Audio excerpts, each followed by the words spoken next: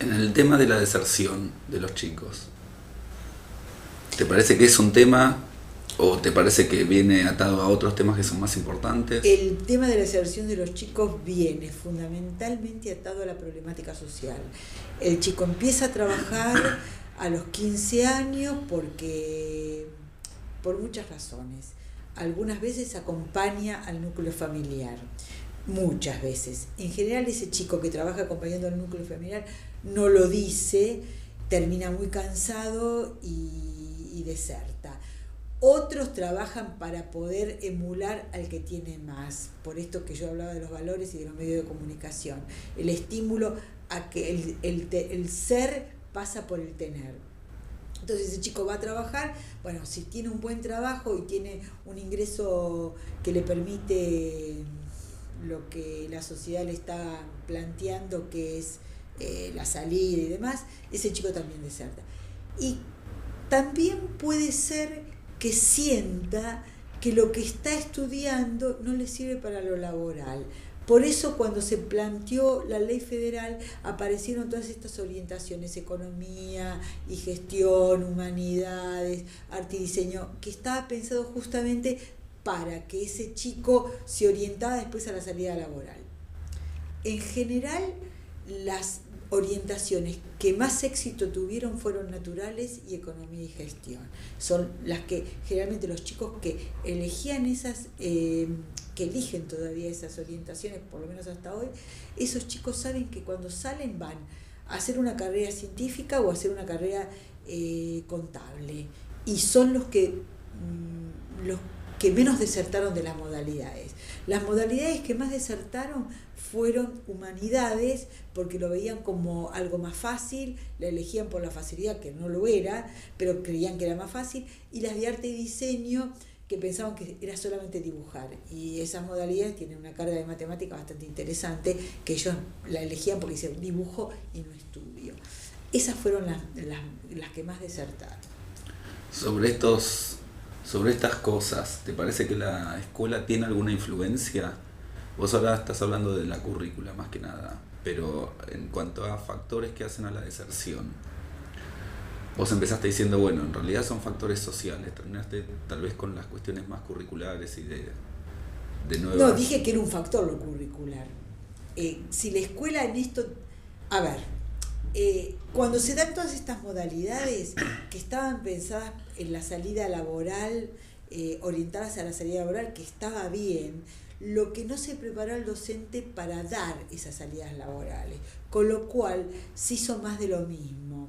En realidad las orientaciones no profundizaron los contenidos, porque el docente no estaba preparado para esa profundización. No todos, algunos estaban preparados. Por ejemplo, si yo doy historia y tenía en el polimodal, tenía que profundizar los contenidos históricos, no podía seguir dando un contenido como daba en primer año o en segundo.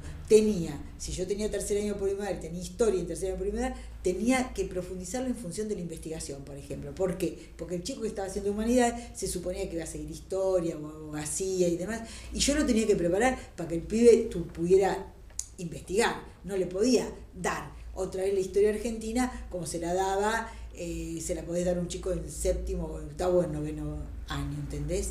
Y yo creo que ahí también fracasó con algunos docentes. Otros preparados lo hicieron, con lo cual tenían una gran resistencia, porque el chico que en segundo año en historia tenía que hacer una monografía y se resistía a hacer una monografía, porque bueno, hacer una monografía era ponerse a leer, pero era lo que debía hacerse, por ejemplo. ¿Qué te parece que esperan los pibes de la escuela? Mira, los chicos, yo este año que colaboré con la gente para los primeros años y que le hicimos una pregunta, ellos esperan aprender este año, lo cual era una muy interesante, porque en los años anteriores yo no había escuchado esto, que quiero aprender, y quiero aprender y no me quiero quedar en materia. Creo que respecto a otros años, esto fue una cosa interesante que se había dado y que me parecía que había que capitalizarlo. ¿Qué esperan de la escuela? Ellos esperan de la escuela que los escuchen, que los docentes los escuchen, porque no tienen diálogo en la casa porque los padres no están.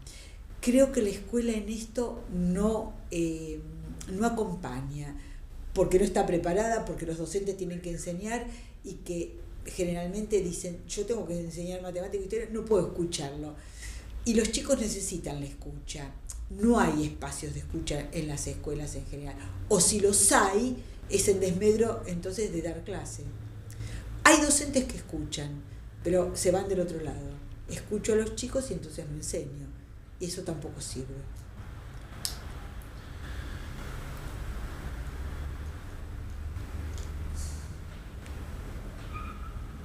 A ver, esta pregunta yo la entiendo, los demás a veces A ver, no. dale. ¿La escuela te parece que se adapta a la situación, si querés, social o si querés más macro, esto por ejemplo de los medios, etcétera, o propone? ¿Tiene la capacidad de...? Mira, habría que hacer un análisis escuela por escuela. A ver, si yo estoy pensando en la escuela donde yo enseñé, la escuela donde yo enseñé y donde creo que todavía tiene esta matriz, esta escuela quiere enseñar. La frustración de los docentes es cuando no logran enseñarles. Y es muy frustrante y vos lo escuchás en la sala de profesores. Uy, vengo de un curso donde no pasó nada. En educación tiene que pasar algo entre el que enseña y el que aprende. Y el docente eso lo percibe. Cuando uno se da cuenta que le llegó, aunque sea algo de lo que intentó, uno sale contento del aula. En general, los últimos años, por lo menos de mi experiencia, era pocas veces que yo salía pensando, algo dejé. Algo dejás. No es que no dejás, pero en general es menos de lo que vos te proponés cuando preparás una clase. Yo no sé si todas las escuelas son iguales. Creo que debe haber, en este momento estoy casi segura que en el panorama de las escuelas, cada escuela tiene su propio no sé si se dice así, microcosmos, y que cada escuela es diferente.